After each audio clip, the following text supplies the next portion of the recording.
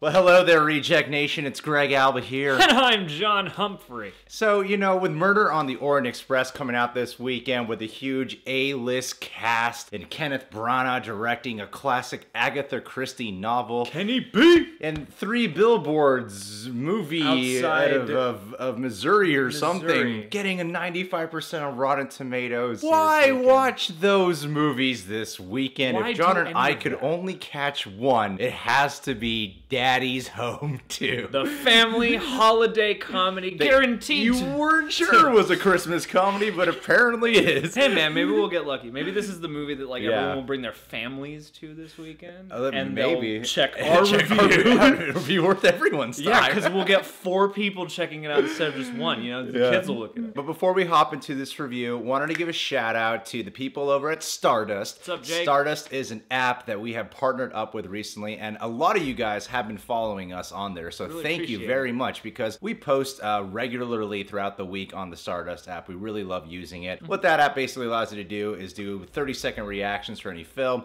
TV show, or trailer. You can rate the movie. So I have my Daddy's Home 2 review up there, the 30-second one, which is the encompassing review. And the reason I like this app a lot is when we first started doing YouTube, I came up with a segment early on, like that a lot of people have done, like 30-second movie reviews. And then after a while, you want to go into more depth when you start gathering a You bigger just audience. realize how much time 30 seconds is not. But that concept is still so appealing. So the Yeah. Stardust app allows us to keep that concept going. Yeah. So here's a rough, idea of our thoughts, and now if you want to really get in depth, Yeah. the reviews on YouTube. So download the app and follow us first at The Real Rejects. Anyway, now if you already caught our Daddy's Home 2 thoughts, now we'll give you a little bit more in-depth opinions about the film. Okay, so I thought this movie was very weird. Before we watched a weird film. Before we watched the movie, I rewatched the first Daddy's Home and introduced it to John, and I was like, I don't care this movie has a 31% on Rotten Tomatoes. This movie is hilarious. Well, yeah, it's one of those kind of shotgun blast broad comedies where at least some of the scenes are probably going to work for you and make you laugh. And so I left the first Daddy's Home feeling, I had a good time. And it made me really look forward to Daddy's Home too, because I really enjoyed the hell out of the first one. This second one is stranger. I think it's because the movie immediately launches into incredibly wacky slapstick scenarios with no real lead up to that kind of humor. Whereas I thought the first Daddy's Home teases that in the first half and then starts getting there and gets crazier and crazier. And it handles it. It's a little uneven, but it still handles it for the most part pretty well. Well, it Here jumps it's you just in. like boom. The first one jumps you in with its absurd sense of humor, but the second one jumps you in with its absurd physical humor. Which makes the tone funky. And the editing is really funky in this movie. I kept going, this movie just doesn't flow and it's not smooth. And then it took me a while to realize, oh, we're watching a vacation family movie. We're watching a Christmas movie. Yeah, it's like Christmas Vacation. Yeah, because before the movie started, they were playing trailers for these family movies. Animated movies. Yeah, I was like, why is this playing before Daddy's Home? Because the first one has some pretty raunchy humor in there. This one dials a lot of that back and gives you essentially a family comedy that's PG-13. A little bit of vulgarity, a little bit of... Just all heaped on the daughter. So that it's still kind of edgy because she's a kid. Yeah, exactly. The main reason I really was excited for this movie was Mel Gibson. As you guys know, I've been a huge supporter of Mel Gibson having to come back since before his comeback started really happening. I thought he was a perfectly cast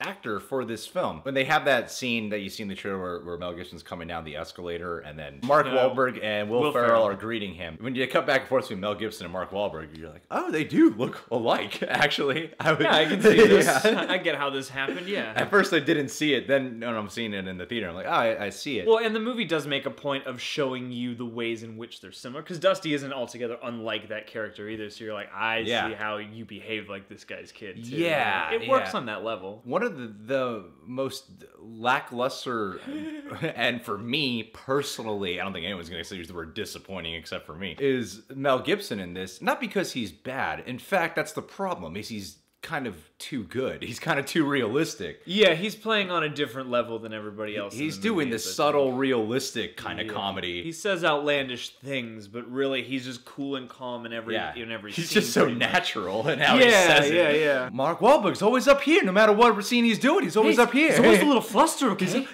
Trying to keep it cool, right? But also he's like, I can't handle the situation. and even John Lithgow. John Lithgow is so a big performer. He's high energy, and he's always trying to entertain you. And then Mel Gibson has his raw realism going on. His brand of acting doesn't mesh well with the entirety of the performers in this film. But it does work in certain scenes because the way this movie is structured is like kind of like a playlist of scenes based on similar topics. What I felt like was this movie had an outline. They had two separate papers. One paper was an outline of where they wanted this movie to go with like whatever arcs. And then the other one was a bunch of sketches they wanted thrown into this movie, and then they just went crazy set pieces. You could see the those index cards of them going, let's put this bit in here, let's put this random bit here. They needed like some crazy outlandish bit, when really the funniest moments in this film are just the dialogue moments. I think the first time I truly started cracking out loud in a scene was this one scene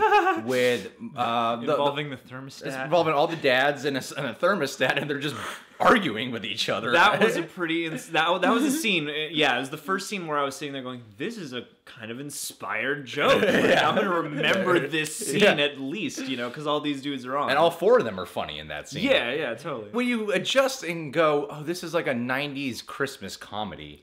Or an 80s Christmas comedy, you can start to forgive it for the many flaws this film has in terms of structure and how it flows. I feel like your enjoyment or your stickleriness for what it's lacking in kind of will depend entirely on how much disbelief you're willing to suspend, because after a certain point, you know, when he's like destroyed Mark Wahlberg's car and their entire outside of their house, you're like, for me, this is a little much. Like, I don't believe you guys anymore. Another problem with the film is that there's so many characters in here. At first, the concept of the trailer is really appealing, where you think it's going to be about John Lithgow and Mel Gibson not really getting along. But then you realize you got like 4 plots in this film. You got Mark Wahlberg and Mel Gibson dealing with their messed up relationship. And then you got Will Ferrell and John Lithgow being way too intimate and way too close as dad. And then you got Mark Wahlberg and Will Ferrell having problems with each other. And then you got this whole side plot with the wives that no one really cares about. Well, although Will Ferrell's wife has one hilarious moment. Okay. In the finale. Yeah. She has one moment that had everyone crack up in the theater. And then you got plots with the kids, because it's Daddy's Home. So it's a